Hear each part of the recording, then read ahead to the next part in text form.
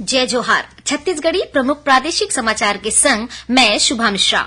प्रदेश में लोकसभा चुनाव के पहली चरण के तहत बस्तर लोकसभा सीट में नामांकन जमा करे के काली आखिरी तारीख है।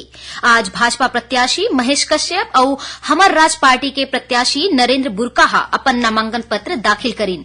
अब तक इस सीट पर 4 उम्मीदवार अपन नामांकन दाखिल करे है।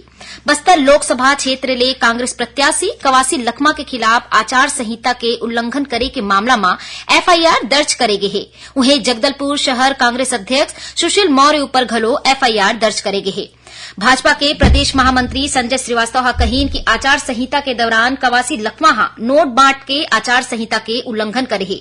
उमना कहीन कि ए मामला के केंद्रीय चुनाव आयोग ले शिकायत करके कवासी लखमा के नामांकन रद्द करे के मांग करही।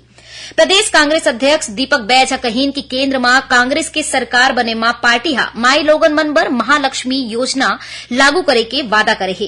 एकर तहत सबो महिला मन ला हर महीना 8,333 रूपया दे जाही। श्री बैज हा कहीन कि आशा वर्कर, आंगनबाड़ी और मिड डे मील के कार्यकर्ता के केंद्रीय सहायता दुगुना करे जाही।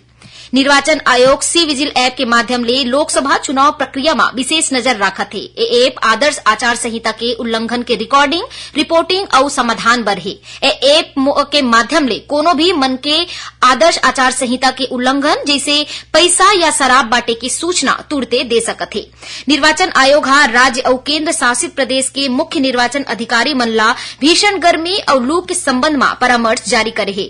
आयोग हा मतदान केंद्र मन में पेयजल और छाया के न्यूनतम बुनियादी सुविधा सुनिश्चित करे के निर्देश दे है और राष्ट्रीय योगासन चैंपियनशिप के आयोजन 28 ले 30 मार्च तक भिलाई में करे जाही। राष्ट्रीय योग फेडरेशन ऑफ इंडिया और छत्तीसगढ़ प्रेम निरंजन योगासन खेल संघ और योग लंगर भिलाई डाहर ले हवैया ए प्रतियोगिता में 500 ले ज्यादा खिलाड़ी हिस्सा ली। ये रही अब तक के प्रमुख प्रादेशिक समाचार। जय जोहार।